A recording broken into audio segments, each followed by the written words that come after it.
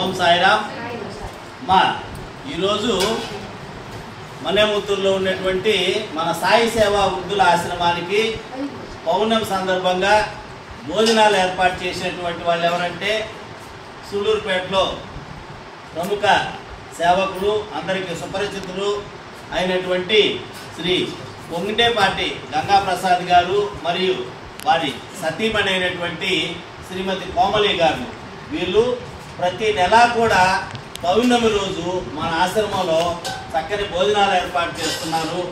ఆ షిరిడి సాయి ఆశీస్సులతో ఆ కుటుంబము, వారి పిల్లలు అందరూ కూడా చల్లగా నిండు నూరేళ్ళు ఆయురారోగ్యాలతో ఉండాలని మనం మనస్ఫూర్తిగా ఆ షిరిడి సాయినాథుని ప్రార్థించుకుందాం.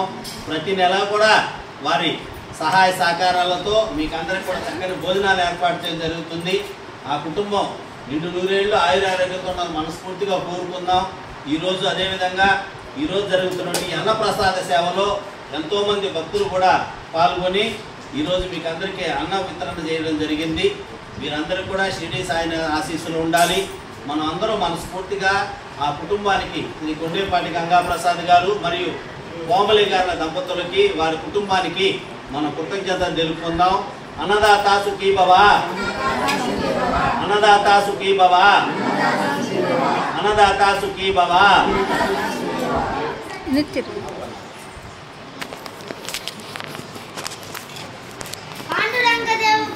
జై